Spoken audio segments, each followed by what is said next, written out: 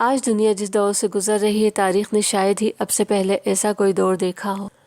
انسان تو اونچی اونچی دیواریں چننے میں لگا ہوا تھا۔ رب نے کہا تم چاہے کتنی بھی اونچی دیواریں کھڑی کر لو، میرے آگے کسی کی ایک نہیں چل سکتی۔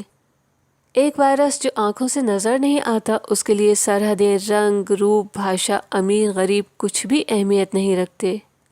اس کے ذریعے رب نے بتا دیا کہ ساری کائنات میرے قبضے میں ہے، ساری کائنات پر بادشاہت صرف میری ہے۔ ماں کے سامنے بچے اگر بڑھاپے کو پہنچ جائیں تب بھی بچے بچے ہی رہتے ہیں۔ ایک بہت بڑا بزنس مین جس کے سامنے لوگ قطار بنا کر کھڑے ہوتے ہوں، کوئی ان کے سامنے نظر اٹھا کر بات کرنے کی ہمت بھی نہ کرتا ہو، کوئی ٹیچر یا پروفیسر جن کے لاکھوں اسٹوڈنٹ ہوں، جب وہ گھر سے نکلتے ہیں تو ماں انہیں سمجھاتی ہے، بیٹا گاڑی ذرا سنبھال کر چلانا، سڑک دھیان سے پار کرنا، کھانا ٹائم پر کھا لینا۔ پھر جب تک بچے صحیح سلامت گھر لوٹ کر نہ آ جائیں، ماں کی نظریں چوکھٹ پر ہی ٹکی رہتی ہیں۔ وہیں ماں کا ایک روپ یہ بھی ہوتا ہے کہ بچہ اگر بیمار ہو جائے تو وہ بچے کو کڑوی دوا پلانے سے بھی پیچھے نہیں ہٹتی۔ بچہ چاہے روئے، ہاتھ پیر پٹکے، ماں اس کے ہاتھ پیر اپنے پیروں سے دبا کر اسے زبردستی کڑوی دوا پلاتی ہے، کیونکہ ماں جانتی ہے کہ یہ دوا بچے کے فائدے کے لیے ہی ہے۔ جب ماں کے پیار کا یہ عالم ہے جس نے صرف جنم دیا ہے، ماں کریٹر نہیں ہے۔ ماں بیٹے کو بیٹی یا بیٹی کو بیٹا نہیں بنا سکتی، ماں بچے کی عمر بھی گھٹا یا بڑھا نہیں سکتی، تو سوچیں کریٹر کا پیار کیسا ہوگا۔ انسان پر ایک زمانہ ایسا بھی تھا جب وہ کچھ نہیں تھا، رب نے اسے جیتا جاگتا انسان بنایا۔ پانی کی ایک ناپاک بوند کو اس نے چلتا پھرتا انسان بنا دیا۔ وہ اپنے بندوں سے کتنا پیار کرتا ہوگا، لیکن ہم نے اس بات کی کوئی قدر ہی نہیں کی۔ بہت ڈوب گئے تھے ہم اپنی دنیا میں، بڑا ناز تھا ہمیں اپنی قابلیت پر۔ اٹھتے جنازے دیکھ کر بھی ہمیں اپنی موت یاد نہیں آتی تھی۔ رب نے موت کو ہمارے سامنے لا کر کھڑا کر دیا کہ ہم اب بھی سنبھل جائیں، اب بھی وقت ہے۔ یہ پریشانیاں بھی ہمارے رب کے پیار کا ایک روپ ہیں۔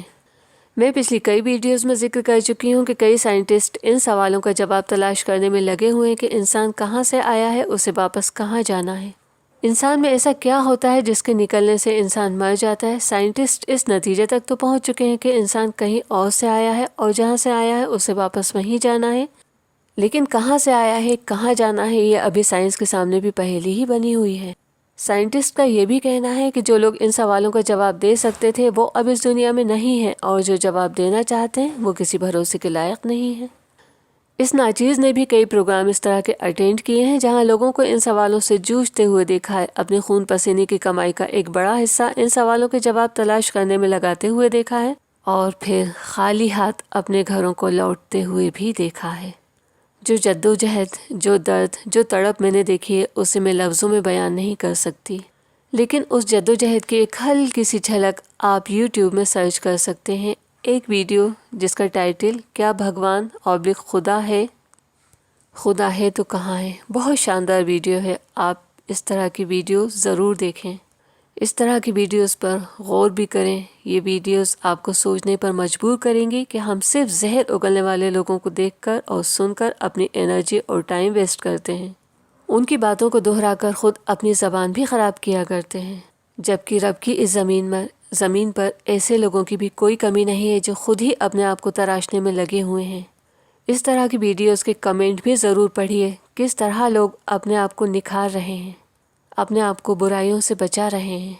کتنے لوگوں نے بتایا کہ جب ہمارے اندر کسی بات کا گھمنڈ یا غرور آنے لگتا ہے تو ہم اس طرح کی ویڈیو دیکھ لیتے ہیں اور ہمارا گھمنڈ چکناچور ہو جاتا ہے۔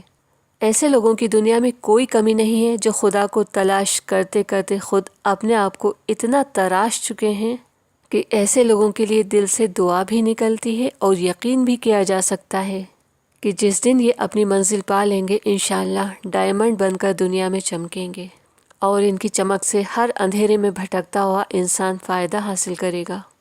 آج میں پہلی بار کہہ رہی ہوں کہ پلیز میری اس ویڈیو کو زیادہ سے زیادہ شیئر کیجیے گا، کیونکہ ہم کہاں سے آئے ہیں، کہاں جانا ہے، اس طرح کے سوالوں سے جوجھ رہے لوگوں کے درد کو میں نے بہت قریب سے محسوس کیا ہے، اور میں یقین کے ساتھ کہتی ہوں کہ ہر کسی کے اندر یہ درد چھپا ہے، کوئی ظاہر کر دیتا ہے، کوئی چھپا جاتا ہے، تو کوئی خود بھی نہیں سمجھ پاتا کہ اس کی بے چینی کی اصل وجہ کیا ہے۔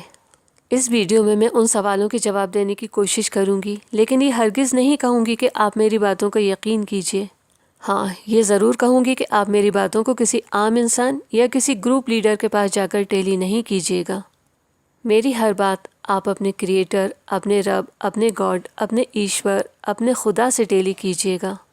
جب بھی آپ اسے دل کی گہرائی سے پکاریں گے تو اسے اپنی سانسوں سے بھی زیادہ قریب پائیں گے اور سیدھا راستہ ملنا آسان ہو جائے گا۔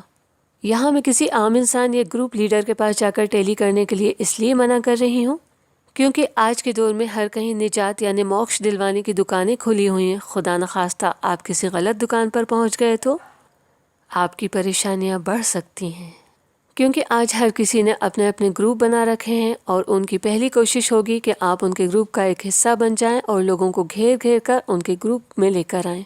آپ کو رب ملے نہ ملے، آپ کی کیا پریشانی ہے اس کی پرواہ کسی کو نہیں ہونے والی۔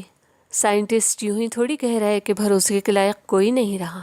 ایک بات ہمیشہ یاد رکھیے گا، جہاں موکش کے نام پر موٹی رقم کی بات ہوتی ہے وہاں قدم بھی نہ رکھیں، کیونکہ رب صرف امیروں کا نہیں ہے اور رب قسطوں میں بھی نہیں بکا کرتا۔ اب ذرا ایک نظر خود اپنے اوپر ڈالیں، اپنے ہاتھ ہی دیکھیں، ایک کم ہوتا تو؟ اپنے پیروں پر غور کریں، ایک تھوڑا چھوٹا اور ایک بڑا ہوتا تب یا اب ہو جائے تو؟ اپنی آنکھوں پر غور کریں، پھر جن کی آنکھیں نہیں ہوتی ان کے بارے میں سوچیں۔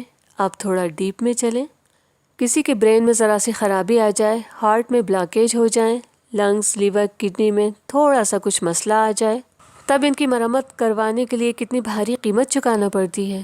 یہ کیسا انصاف ہے کہ جس نے کروڑوں بلکہ انمول مشینیں ہمیں فری میں دے رکھی ہیں، ہم اس کا حق جاننے کی کوشش بھی نہ کریں۔ ڈاکٹر ہمیں کوئی پرہیز بتا دے تو مجال کیا ہے کہ ہم کوئی بد پرہیزی کریں۔ ڈاکٹر کی بتائی دوا کھانے میں بھی ہم کوئی لاپرواہی نہیں کرتے، جبکہ ڈاکٹر کو تو ایک دن ہمارے گھر والوں سے سوری کہنا ہی ہے، کیونکہ ایک لمٹ کے بعد ڈاکٹر بھی بے بس ہو جاتا ہے۔ ہم کبھی تو سوچیں کہ ہمیں رب نے کن باتوں کے لیے منع کیا ہے اور کیا کرنے کے لیے کہا ہے۔ تو چلیے اب ان سوالوں کی طرف چلتے ہیں جن کے جواب ابھی سائنس بھی نہیں دے پا رہی۔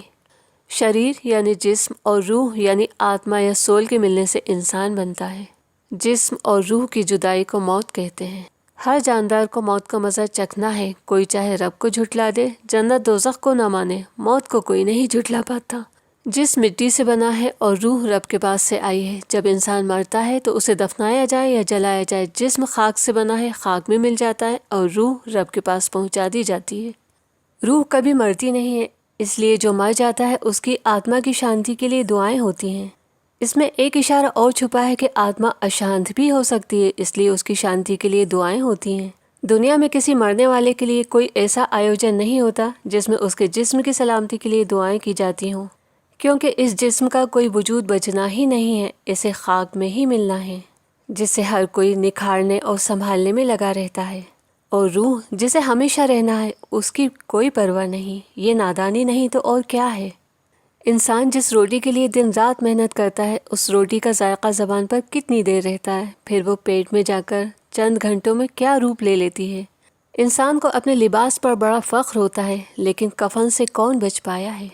کبھی کبھی انسان صرف ایک مکان بنانے میں اپنی ساری پونجی لگا دیتا ہے، لیکن سانس ٹوٹتے ہی اسی گھر میں ایک رات ٹھہرنے کی مہلت بھی نہیں دی جاتی۔ اپنی شہرت، اپنے نام پر انسان کو بڑا غرور ہوتا ہے، سانس ٹوٹتے ہی اس کا نام ڈیڈ باڈی، پارتھو شریر یا مٹی رکھ دیا جاتا ہے۔ تو یہ جواب ہے اس سوال کا کہ جس میں ایسا کیا ہوتا ہے جس کے ہٹ جانے سے انسان مر جاتا ہے۔ انسان کی آنکھ، کان، ناک، دل، دماغ سب کچھ جہاں کا تہاں رہتا ہے، بس ان کی حرکت بند ہو جاتی ہے۔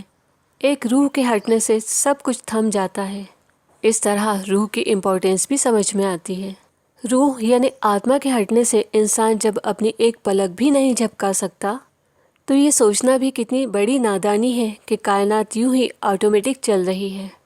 روح کیا ہے، کیسی ہے، اس کا رنگ روپ کیسا ہے، ان سوالوں پر بحث کرنے کی انسان کو اجازت نہیں ہے، کیونکہ یہ سوال گمراہی کی طرف لے جاتے ہیں۔ روح ہے، روح ہمارے رب کا حکم ہے، اتنا یقین کافی ہے۔ جیسے ہوا ہوتی ہے، بخار ہوتا ہے، اس کی اہمیت سب کو معلوم ہے، لیکن اس کا نہ کسی نے رنگ دیکھا ہے نہ روپ۔ ایک سوال یہ بھی آتا ہے کہ جب روح مرتی نہیں تو یہاں سے وہاں ہونے میں کن اسٹیپ سے گزرتی ہے؟ تو نٹ شیل میں جاننے کی ہم کوشش کریں کہ روح کن کن اسٹیپ سے گزرتی ہے۔ انسان کے دنیا میں آنے سے پہلے رب نے دنیا میں جو سب سے پہلا انسان آیا اور مہا پرلے یعنی قیامت آنے سے پہلے جو آخری انسان دنیا میں آئے گا، ان سب کی روحوں سے سوال کیا، کیا میں تمہارا رب نہیں ہوں؟ سب روحوں نے جواب دیا، ہم گواہ ہیں، آپ ہی ہمارے رب ہیں، اور یہ ایگریمنٹ یا وعدہ اس لیے لیا گیا تھا کہ جب ہم اس دنیا سے واپس جائیں تو کوئی بھی جھٹلا نہیں سکے کہ ہمیں تو کچھ پتہ ہی نہیں تھا کون رب کیسا رب، اس لیے ہم اپنی منمانی کر کے اس دنیا سے واپس چلے آئے۔ اس ایگریمنٹ کے بعد انسان کو ایک ایگزام کے تحت اس زمین پر بھیجا گیا کہ کون یہاں منچاہی زندگی گزارتا ہے اور کون رب چاہی۔ ان روحوں میں سے جن کی باری آتی ہے رب کا حکم ہوتا ہے وہ ماں کے پیٹ میں آ جاتی ہیں۔ ماں کے پیٹ میں ہی اسے ایک کور یعنی جسم دیا جاتا ہے، یا یوں کہیں کہ ماں کے پیٹ میں ہی روح اور جسم کا ملن ہو کر یہی انسان بن جاتا ہے، اور پھر جب رب کا حکم ہوتا ہے تب انسان ماں کے پیٹ سے دنیا کے آغوش میں آ جاتا ہے۔ پھر جسے جتنی مہلت دی جاتی ہے وہ اس دنیا میں رہتا ہے، اور جب رب کا حکم ہوتا ہے انسان اس دنیا سے چلا جاتا ہے۔ اس دنیا سے جانے کے بعد روح جس عالم میں رہتی ہے اسے یوں سمجھ سکتے ہیں کہ وہ ایک ویٹنگ روم میں ٹھہرے گی۔ جب ساری روحیں اپنا دنیا میں رہنے کا ٹائم پورا کر لیں گی تب مہا پرلے یعنی قیامت آئے گی۔ اس کے بعد ہر ایک روح کو اپنے کرموں کے حساب سے نیا جسم ملے گا۔ اس دنیا کا بہت حسین انسان وہاں کا سب سے ڈراونا اور بدصورت انسان بھی ہو سکتا ہے، اور یہاں کا بہت بدصورت انسان اپنے کرموں کی بنا پر وہاں بہت خوبصورت بھی ہو سکتا ہے، بلکہ ایسا ہی ہونا ہے۔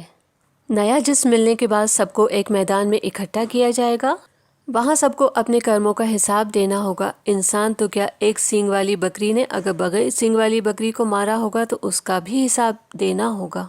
انسان کو اپنی ایک ایک سانس کا حساب دینا ہوگا کہ یہ زندگی رب چاہی گزاری یا من چاہی۔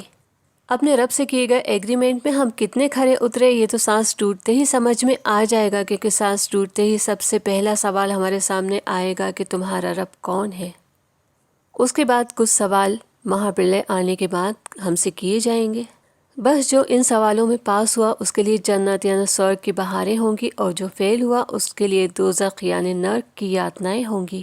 پھر ہم سب کو اپنے اپنے اصلی گھر یعنی جنت یا دوزخ میں پہنچا دیا جائے گا۔ اس کے بعد موت کو بھی مار دیا جائے گا، پھر اس کے بعد کسی کو کبھی موت نہیں آئے گی۔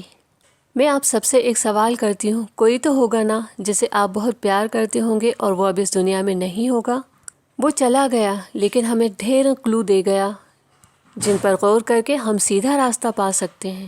ہر کسی کے ساتھ ایسا وقت آنا ہی ہے جب وہ تنہا ہوگا، کوئی رشتہ، کوئی پیسہ، کوئی شہرت کام نہیں آئے گی۔ یہ دنیا ایک دھوکہ ہے اور موت سچائی۔ یہ ویڈیو بنانے سے پہلے میں نے اس کی کچھ باتیں کچھ لوگوں کے ساتھ شیئر کی، تو ایک پرسن نے مجھے روکا کہ ایسی ویڈیو نہ بنائیں، یہ لوگوں کے اندر ڈر پیدا کریں گی۔ اس ڈر کے جواب میں بھی کچھ کہنا چاہتی ہوں۔ کسی شاعر نے بڑے خوبصورت انداز میں کہا ہے، مدت ہوئی میری ماں نہیں سوئی، میں نے بچپن میں ایک بار کہا تھا ماں مجھے ڈر لگتا ہے۔ خوش قسمتی سے جن کے ماں باپ یا دونوں میں سے کوئی ایک اس دنیا میں موجود ہوں تو ذرا ان کے سامنے کہہ کر دیکھیے کہ مجھے ڈر لگتا ہے، پھر آپ محسوس کریں گے کہ ان کی خاص توجہ آپ پر آ گئی۔ اسی طرح رب سے جو ڈرتا ہے رب اسے اپنی خاص رحمت کے سائے میں چھپا لیتا ہے۔ رب پسند کرتا ہے ڈرنے والوں کو، کیونکہ جو لوگ رب سے ڈرتے ہیں انہیں ہر وقت یہ احساس رہتا ہے کہ میرا رب مجھے دیکھ رہا ہے، اور وہ ہر غلط کام سے رک جاتے ہیں۔ اور جب رب سے ڈرتے ہیں تو ایک تلاش بھی رہتی ہے کہ رب ہم سے کیا چاہتا ہے، اور پھر رب چاہے زندگی گزارنے کے لیے جدوجہد کرتے ہیں۔ ہم کبھی تو یہ سوچنے کے لیے بھی وقت نکالیں کہ جس سے ہم بہت پیار کرتے ہیں، جس سے ایک لمحے کی جدائی بھی گوارا نہیں، اس کا کریٹر کتنا پیارا ہوگا۔ جس نے دلوں کو بنایا، جو پیار کا بھی کریٹر ہے، اس کی کیا شان ہوگی۔ جس نے زمین اور آسمان بنائے، جو ندی اور پہاڑ کا مالک ہے، جس نے ساری کائنات کو ہماری سیوا میں لگا رکھا ہے، جو رات کو دن اور دن کو رات میں بدلتا ہے، وہی خدا ہے، وہی خدا ہے۔ سائنٹسٹ بھی تو انسان ہوتے ہیں نا، غلطی ان سے بھی ہو سکتی ہے۔ دیکھیے نا، ایک لمبے عرصے تک ہمیں یہ بات سکھائی اور پڑھائی گئی کہ انسان بندر میں سے آیا۔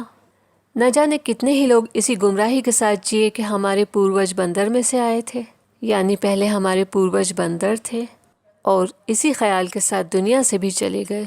پھر ایک سائنٹسٹ نے کہا کہ اگر انسان بندر میں سے آیا ہے تو دنیا میں کوئی بندر بچنا ہی نہیں تھا۔ بس کیا تھا، فوراً پہلے والی تھیوری خارج کر دی گئی۔ معافی کے ساتھ کہتی ہوں، ایک اور گمراہی لوگوں کو آگے بڑھنے سے روک رہی ہے کہ انسان کی روح اسی دنیا میں یہاں سے وہاں ہوتی رہتی ہے۔ اس अवधारणा को खारिज करने के लिए एक ही बात काफ़ी होगी कि अगर ये अवधारणा सही होती तो जनसंख्या इतनी तेज़ी से क्यों बढ़ती। भाइयों और बहनों, अगले पल का कुछ भरोसा नहीं, हमें एक ना एक दिन अपने रब के सामने पेश होना ही है। हमारे लिए न खाना पीना मना है, न घूमना फिरना गुनाह है, लाइफ एंजॉय करने की भी इजाज़त है, बस तरीक़ा हमारे रब का बताया हुआ होना चाहिए। रब चाहे ज़िंदगी गुजारने वालों के लिए मौत एक हसीन तोहफ़ा बन जाती है, क्योंकि सारी कायनात के मालिक खूबसूरती और प्यार को बनाने वाले रब से मुलाकात का, उसके दीदार का मौत ही एक ज़रिया है। बस हम अपने रब को राज़ी कर लें, वो मान जाएगा। उसी ने तो हमें बनाकर इस दुनिया में भेजा है ना, और उसी के पास लौट कर जाना है।